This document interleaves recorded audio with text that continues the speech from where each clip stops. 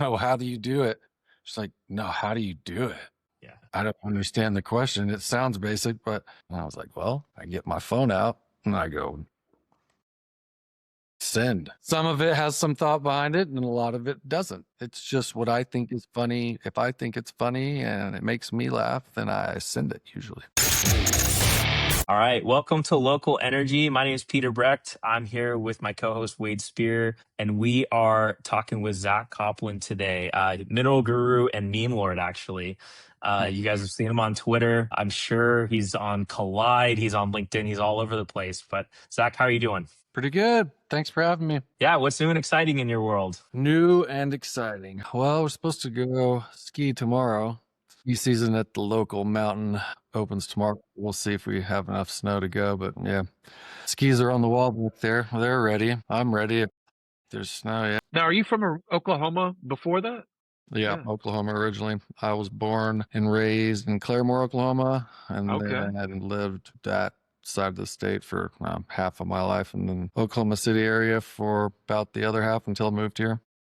Okay. Awesome. Yep, Claremore Zebras. It's so funny. My kids, we moved to Tulsa here about 8 years ago, and we were playing up at Claremore, and I had to like look up what the mascot was because there was, some like I can't remember if it was weird stripes or whatever it was. I was like, oh my gosh, what is this deal? And then I had to look up the history of the Claremore Zebras and like where that came from. I think it had something to do with the circus at one point. Maybe I'm just making that up. I can't remember what it was. It's either that or we played Ringling too, which I think Ringling actually had something to do with like the Ringling, one of the Brothers. Ringling brothers. Yeah. Like they used to, so I'm getting my Oklahoma history mixed up here.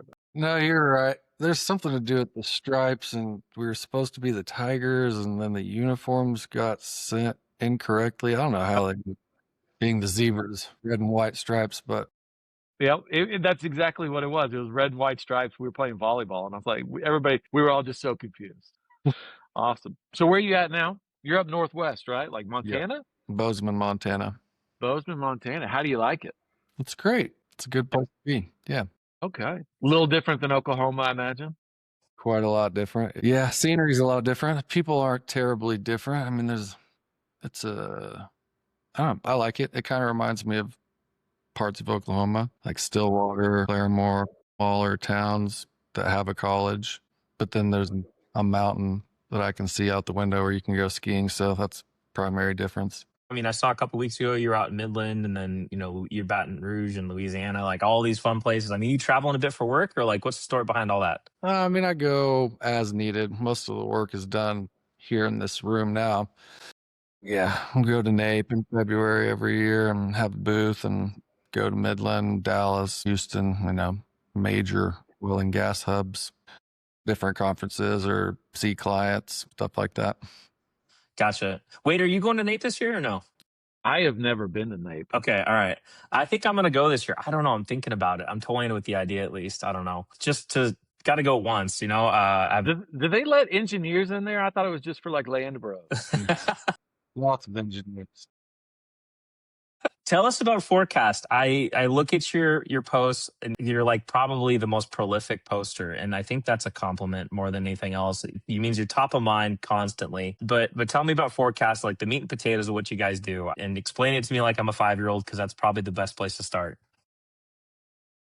Simple way of describing it, it helps people evaluate oil and gas properties. So oil and gas deals. User takes the software has a partnership with a data company called RexTag, and then we did a collaboration with NewTek. So it's like an all-in-one type of application. Some people have kind of referred to it like Zillow for minerals, though I don't necessarily agree with that comparison, because Zillow is just taking, market prices of what things have sold for and aggregating that, but we're automating the engineering workflow. So it's not so much based on what things have sold for, but what things are worth in a given moment. Gotcha. And so if I was effectively like looking to go buy oil wells or something like that along those lines, like that's when I would say, okay, I need something like your service to evaluate if it even makes sense to do it economically. Is that right? Yeah, you can take the software and prospect to go find wells to buy, well stuff that you have, make sure you get the best price for it. Hey guys, thanks for listening to this week's episode of Local Energy. Please remember to like and subscribe to us here on YouTube or Spotify, or check us out at localenergy.com. All right, back to the show. Wade, on your side of things, like on the engineering side, is this something that you would use, or where would this kind of fall into the workflow of your world? I think it definitely, I mean, not necessarily on the drilling engineering side. We use like an Enverus or a drilling info, but I'm usually looking at like casing seats and wellbore designs and all that. So, we're not really involved in the deal flow a lot, just kind of on that drilling operation side. But I think definitely on the land side or whatnot, I think that'd be something that they'd look at. And so that kind of leads me, like, one of the questions I had was, like, I would imagine there's competitors in the space. Is like an Enverus or an IHS or somebody like that. I mean, those are kind of behemoths, right? Whatever you think of them. But is that who you'd say the biggest competitors for kind of forecast are, or doing something similar? Yeah, I mean, from the data perspective, probably I kind of put products in two different buckets in this space. There's data and there are tools, right? Right. Some applications have data incorporated and some don't. Ours does. We focus on the tool side more than the data side. So that's why we partnered with RexTag and worked with NewTek and taken some large steps to help improve the overall public database that we provide through those vendors. So just that's a long-winded answer. Didn't really answer the question, but Enverus and IHS would probably be considered competitors. They called me 5 years ago and told me that we were a competitor and that we weren't allowed to use their products. So that probably confirms it. I would say so. Is it something where it's like, okay, we have all the states at once, or we have all the data at once? Are you adding in different basins as you go, or how did the evolution of this kind of go? Because it sounds like, if 5 years ago you were told that you were a competitor, it's like you started somewhere. So how did you get to where you're at now? In the very beginning, we just manually scraped like 100 Oklahoma wells as a test for the prototype. Went into the OTC and I think literally hand typed out data for some fairly new horizontal wells. Used that to kind of create the test case, and then over time built relationships with data partners. First worked with Mineral Answers and did that for a while, and then eventually met RexTag and kind of transitioned over to that. And then yeah, so that's how it began. We were building it effectively for ourselves internally to use it as like a consulting entity, but that was during COVID 2020, and there's no consulting revenue to be found anywhere. Right. Yeah. So we try and see what software sales was like.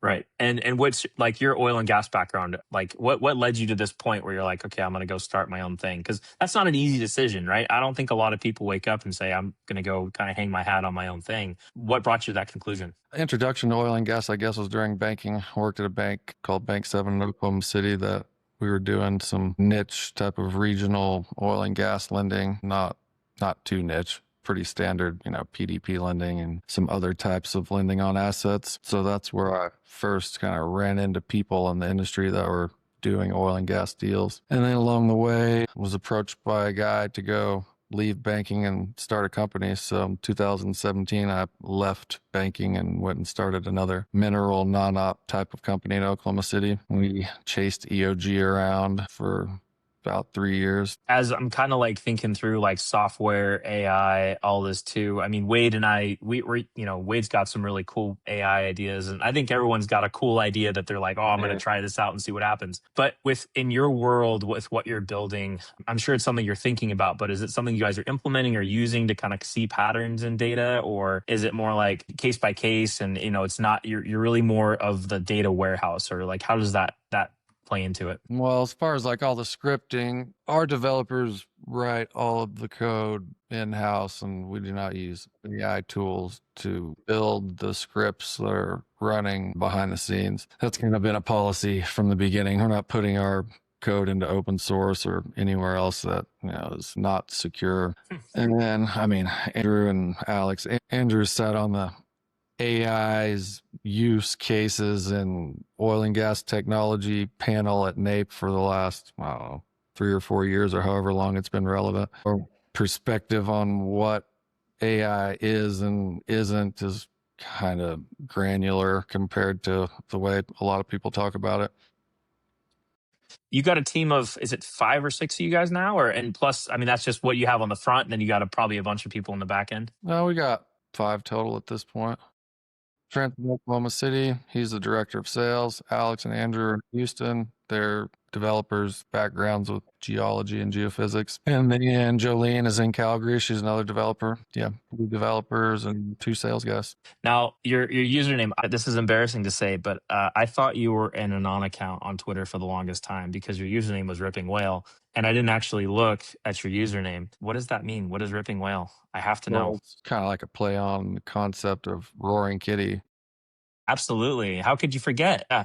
Great movie on top of that, if you ever seen it. I think I changed it to that RippingWhale name after watching that movie for the first time. Because we were kind of doing the same things. He's showing people stuff and people are buying and selling stuff based on what he's saying in meme form, you know? I like it. Wasn't your profile picture the Catoosa whale there at one point too? Yeah, it still is. Okay, all right. I didn't know if it changed or not. It reminds me of where I came from, I guess, one way of thinking about it. Oh. And then, so as I'm kind of thinking through, another question I have is like, I saw a post a couple days ago, and I don't want to read into it too much because I wanted to ask you, but who owns the mineral rights on the moon? And do you think we'll ever find oil on the moon? I have no idea who actually owns the mineral rights on the moon. I mean, it's a good question. I thought there's oil and gas there. You get didn't deep know. enough on the web and they'll tell you nobody's ever been there, so it's never been claimed. I know. It's Well, like, let's it's still not up get for into grabs. that one. I mean, I guess we could ask Zach, have you been in there in the first place? Is really the question. I haven't been there, so I can't confirm if we have. Yeah, fair enough. Oh my gosh. That conspiracy is not one that I go into very often. We go into other oil and gas conspiracies. Yeah. What's your favorite oil and gas conspiracy? I mean, let's just ask the question. That everything is becoming reconsolidated back into Standard Oil. Okay. I don't know if that's a conspiracy as much as you can actually see it kind of happening. Yeah. Okay. That's something I hadn't heard people talk about. Okay. I'm running in different circles. That's an interesting. Go look at the graph of Standard Oil breaking apart and look at where all of those entities are now. Okay. Yeah. It's hard to ignore. Once you see it for the first time, it's like it's all coming back together. Now Interesting. Major. Well, and you're looking at the data all day long, so it just becomes more and more obvious the more you look at it, right? Yeah, I mean, challenging commodity price environments, they seem to be the most likely to survive. Yeah. Okay. Downturn, go buy stuff for cheap, roll it into what we have, apply efficiencies, and get bigger and bigger. Interesting. Huh. Not something I thought of at all. Wasn't even on my radar. Bootygate one's kind of interesting. That one was pretty fun for a while there. Sometimes I still go back and look at it and see if it's worth talking about again, and I don't know. I was going to say, I saw an article about her just a few days ago, and I was like, oh, I hadn't heard about that in a couple of years, it felt like. Yeah, that one, I don't know. It died for me the day that I asked Andrew, and he's a geophysicist and has mapped most of Texas, mini formations. And I just asked him, does this have any legs to it? He's like, no, you should not think about that anymore. It's like, you've already spent too much time on it. For me, you already did all the research, so I'm out. All right, I gotta ask, and we'll keep digging into this. But your meme game is off the charts. There are AI tools out there now that can create memes. I think you're an organic kind of guy. You do it yourself. You think through it. I was in Oklahoma City a couple months ago, and I actually asked him, like, what should I be doing? What should I be seeing? It was my first time there.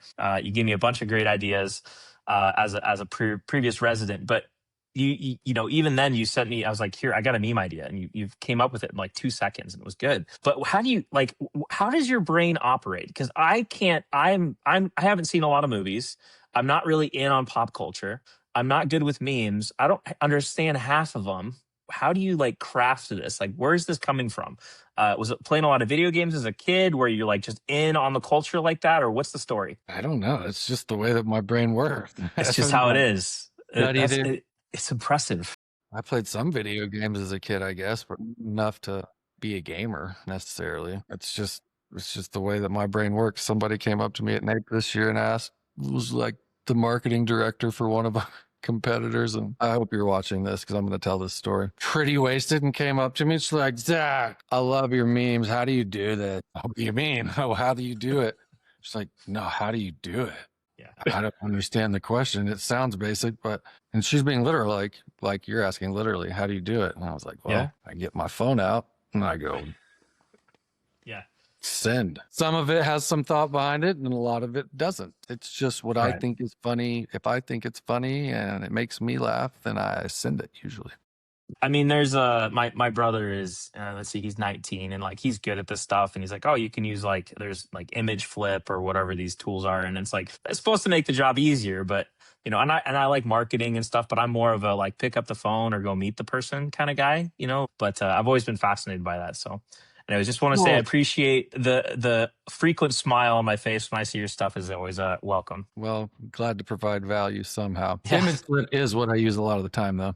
Good to know. There's got to be. I mean, it's like that, or I mean, I don't even know what else you'd use. Image flip, Giphy, Canva sometimes. Yeah. The real question is, wait, have you ever created a meme? Is the real thing I'm like getting to here at the end of it. Oh yeah. You Sure, Yeah, have. 100%. sure. Oh Oh my yeah. God, I wouldn't have thought that. See, Wade is like such a buttoned up engineer. You know that I don't don't know. think he'd be. I will only share them with people I 1000% trust, That's great. because like I'm afraid of I'm always afraid of repercussions. I'm one of those, don't burn bridges because you never know when you might Yeah. have to cross them again, kind of a deal. For me, I probably think about it a little too much. Yeah, but I mean, here, but what's this mean? I mean, like, I co-host of the podcast, and I didn't even know you created them. I mean, I feel like I'm out on the I don't inside share them, so circle. what's the Oh point of creating man, them? You know what I mean? that's a It's good just point. for Yeah, yeah, yeah. It's personal inside. Yeah, consumption only, I guess. fair enough. Fair enough. Yeah, Alex I and gotcha. Andrew, our two guys are actually really good at making memes too. And sometimes they'll make one and send them to me and I'll post it. And usually I tell people that they made it.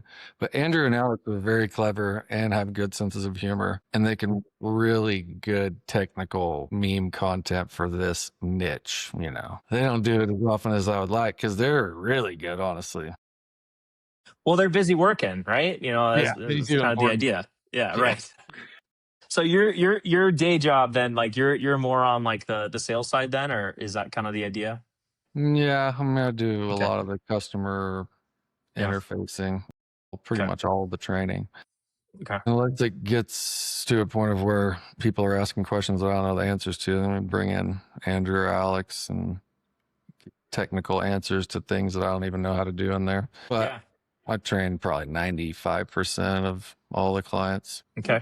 Yeah. Gotcha. Some of them get set up on weekly recurring. So a lot of my calendar says training at least Yeah. an hour or two a day with somebody looking for stuff on EnergyNet to post about or doing something. I mean, I do all the administrative stuff also, which is my least favorite thing to do. And that's what I'm doing today. So I'm very happy to be here talking to you instead of Yeah. looking at QuickBooks or Year end, right? It's always fun, especially. yeah. And we just switched banks. So yeah. Oh my gosh, I feel for you. That's terrible. Just like changing credit cards for vendors and all that jazz that goes along with it. It's got to be the most boring thing we could talk about, so we shouldn't. Yeah.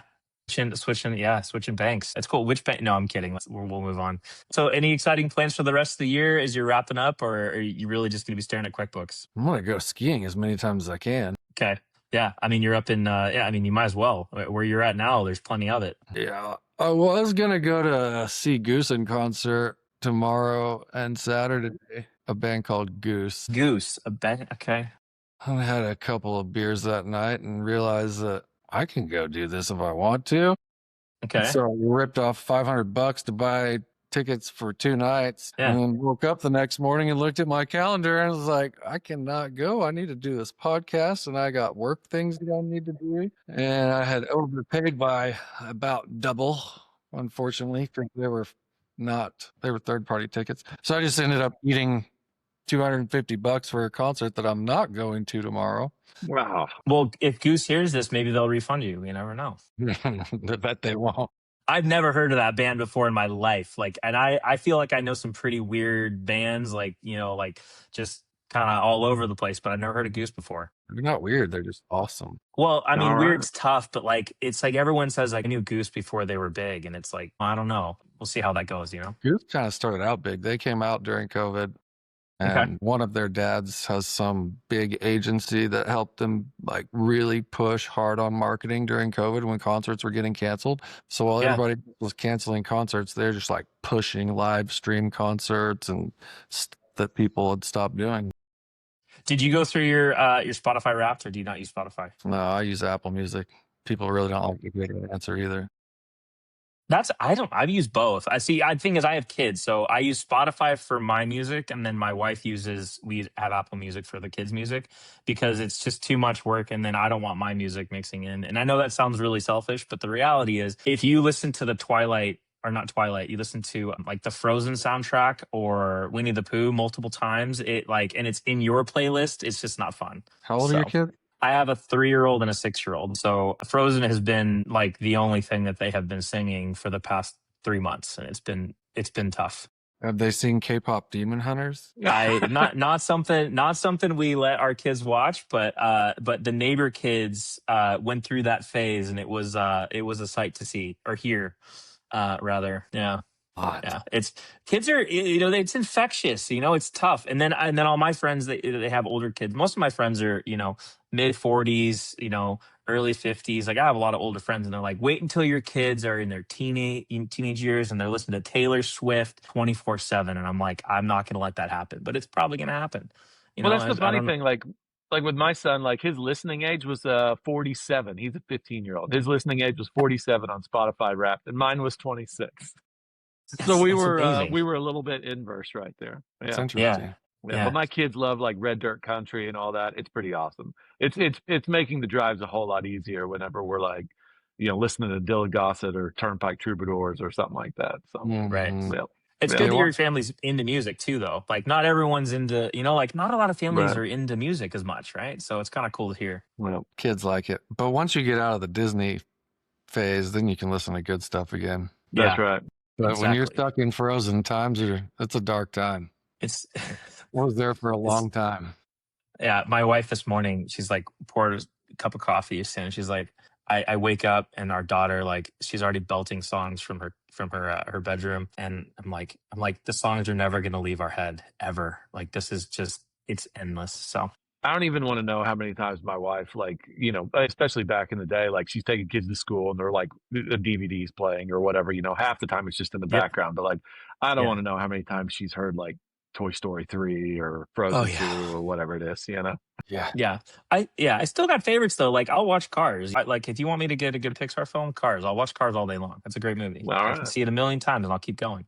All right. Anyways, good stuff.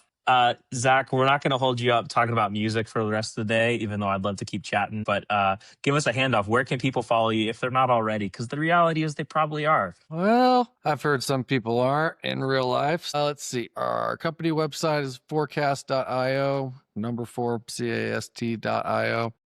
All right. LinkedIn, I'm on there pretty much all the time. It's probably open right now on the other screen. It is. Twitter handle is Zacurate, Zacurate. Okay. Those are 2 places that I post most of the time. I opened Instagram for the first time in like 3 years the other day and realized that mine's garbage. Looking at other people's Instagram that actually use it and know what they're doing, mine's just terrible because it's just auto repost from Facebook, and I hardly put anything on there. So short answer, Twitter and LinkedIn most of the time. Awesome. Well, I'll make sure I link those in the show notes. Zach, good to see you on camera for the first time in real life, and hopefully I'll actually get to meet you in person sometime. Need to go to Nape. You definitely see me there. Absolutely. I'll keep planning on it, and if it happens, I'll be hitting you up. I'll peer pressure you on social media. We'll see. And the Nape people respond to me, so we're going to get them involved, and then it'll get super heavy. I bet you'll go. All right. Sounds good. Love it. Fun. Well, hey, Wade, Zach, have a great afternoon, and we'll catch you all soon. Thank you. Thanks guys.